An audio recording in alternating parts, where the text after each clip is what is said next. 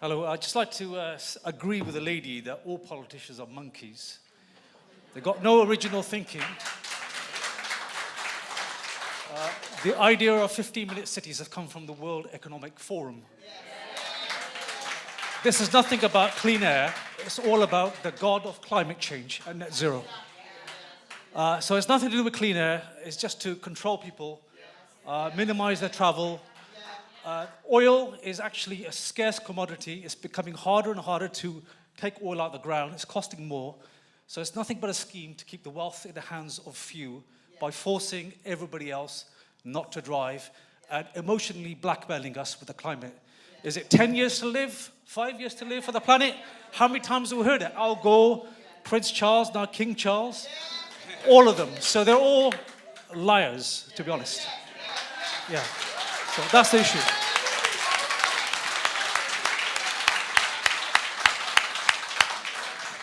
It's quite obvious that now that they're going to try and block off neighbourhoods and we can only access them from the main road, we're going to be wiggling around the city and taking a lot longer. So it cannot be possible that these systems, these trials are going to reduce emissions. That just doesn't make sense.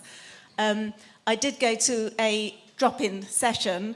I managed to speak to a young man from the council who said he was the project manager for this.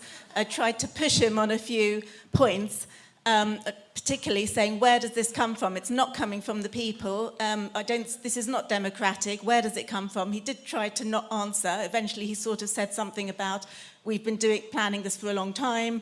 I don't know who the we is, and eventually saying something about Labour, the Labour Council. A couple of points he said, or I picked up at that session that I find absolutely amazing. Maybe somebody can confirm. He said the council is planning to increase the population of Bristol by 500,000 people in the next 10 years. So I said, well, that's your problem. How are we going to reduce emissions if we're going to double the population? That's the problem. If that's your plan, then you're the problem. But, nothing else. All these schemes will not reduce emissions, whatever we do. So if that's true, that's terrible. He also said that they're trialling them, then they'll consult on the trials, and they want them permanent by in 2027, which I understood to mean across the whole city. It could have just been our neighbourhood, but I understood that across the city. So that's a couple of figures that I thought were interesting. In terms of the whole process, which I'm just amazed that the councillors were not involved. What are the councillors for if they're not involved? I don't understand that.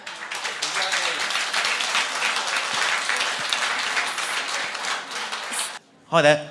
I used to live in Bristol. I commuted for about 15 years by bike and by bus and on foot and by car. I agree with the last lady about public transport. I don't know if First still only do a policy of no return ticket before 9 o'clock in the morning. It made it impossible for me to do several jobs in the town centre. It just wasn't economically viable, so I'd agree with her on that. What the solution to that is, I don't know. But one of the solutions I haven't heard, really, apart from the chap at the top table, mentioned Davos. I think one of the things that people really need to do to get ahead of all of these problems is understand the bigger picture of what's going on. Where nobody yet has mentioned UN 2030, and there's also the Great Reset, which a lot of people say, oh, that's just a conspiracy theory. Of course it's not. And a lot of people, the members of the public, don't know about these things. It's not on the BBC, they don't talk about it. There's very little in the way of public knowledge. I'm guessing from the response, a lot of people here do know about those things. But I think what we need to do is focus on the big picture and see how those top-level agendas are filtering down through and how our councils are not democratic. As you say, take back democracy. I also used to work for Bristol City Council for a couple of years as well. And I've seen that, how top-level agendas filter down through and lesser agendas are just immediately swept aside. There's a sort of hierarchy in terms of interests. And very often those interests are corporate. They're not, it's got nothing to do with the service they're bringing. It's to do with profit. And that's kind of my point, really. And I don't know how we approach it. I really don't. I'm kind of at a bit of a loss myself these days. Okay, thank you very much. I think we've got time for a couple more.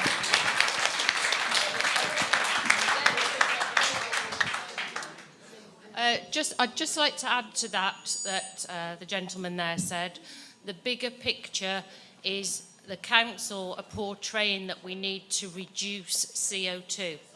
We do not need to reduce CO2. CO2 at the moment stands at 0.04% parts per million.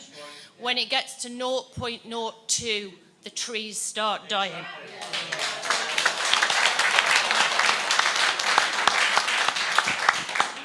I just want to speak on behalf of the faith community, because one thing I've realised, being from a Muslim background, no one seems to have talked to any of the mosques and how they'll be impacted by this. So if you just look at, for example, as Muslims, we go to the mosque 5 times a day to pray. A lot of our elderly, that's the only social contact they get sometimes. You take away their ability to get to the mosque, they're going to lose that, yeah? And then if we look at Friday prayers, for example, yeah, we normally get like maybe 300-500 people going to Friday prayers on a Friday. And a lot of those people, they're trying to get there during their lunch break. Again, you take away their access, what are they going to do? Unless they get like a 3-hour lunch break to go on a crappy bus system, they're not going to be able to get to the Friday prayer, yeah? And then the other thing, again, from the Muslim perspective, is when we have funerals in the community, when Muslims do funerals, they happen within 24 hours. So you can't give people notice. So again, for the funeral, you may get a couple of hundred people show up. And you imagine if there's a bereaving family knowing that people can't come to see off their deceased, how are they going to feel as well? Yeah. So in terms of solutions, I mean, I live in Easton, so I was affected when they closed off from All Hallows Road, despite protestation from the community. Yeah? But I think what we can learn from is St. Mark's Road, what they tried to do there, because there, they fought back tooth and nail, and the council actually backed off there. So I think we need to link up with them, learn from them, and push back properly against all of this they're trying to do. And I think that the last thing I've realised, because I've talked about this in other places before, this has really wound me up. Normally I'm quite a calm person as a Muslim chaplain, but one thing I've realised is this whole agenda, livable, whatever you want to call it, yeah, it seems like it's a small vocal minority making things convenient for themselves at the expense of the vast silent majority, and that needs to change, yeah? And I think the last thing I'll shut up after this, yeah. But I read a quote on the Nextdoor app, and I think that sums up the feeling of everyone. And this person said something, and it stuck with me ever since. Basically, they said, Bristol is becoming a difficult place to live in. Yeah. And I think that's the problem. They're making everyone's lives worse.